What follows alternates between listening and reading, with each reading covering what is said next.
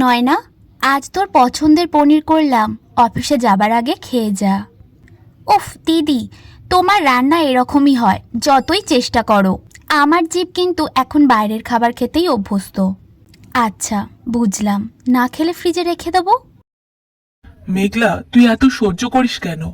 নয়নার মুখের কথার কেমন ধার তুই দেখতে পাস না? সে তো ছোট, কতই বা বুঝবে। মেঘলা, তোদের বাড়ির ভিতরে যা চলে বাইরে তার গন্ধ পাওয়া যায়। মাসি, নয়না ছোট থেকেই একটু দাম্ভিক, কিন্তু মনটা খারাপ না। অহংকার যদি মাথায় ওঠে তখন আপনজনও দূরে সরে যায় রে মা। তুই বুঝবি না, দিদি এখনও সিঁদুর চুরির মধ্যে পড়ে আছে। আমি তো এখন কর্পোরেট অফিসে কত বড় বড় লোকজনদের সঙ্গে মিশি, ওর সঙ্গে তো কথা মেলেই না আমার। আজ নয়না যা বলল তুই শুনলি? আমি যে ওর দিদি এটা হয়তো ভুলেই গেছে। তুই একটু নিজেকে সরিয়ে নে, ও বুঝবে কাকে হারাচ্ছে, বুঝলি? আরে, আজ টেবিলে কিছুই নেই।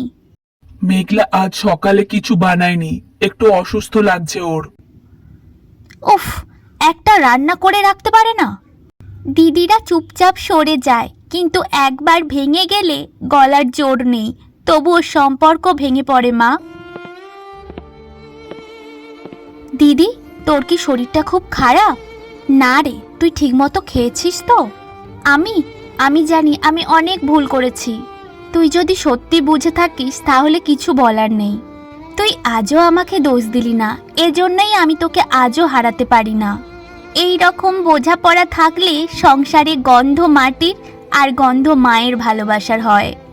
এই বাড়ির গন্ধটা তো মেঘলার মতোই, ধীরে ধীরে মন জয় করে। এখন থেকে আমি কিছু কম কথা বলবো আর একটু বেশি বুঝবো। আমার ছোট্ট বোন এখন বড় হয়েছে, এরকম ভাবেই থাকিস বোন। বোনেরা অনেক কথা বলে, আবার না বলেই সব বোঝে।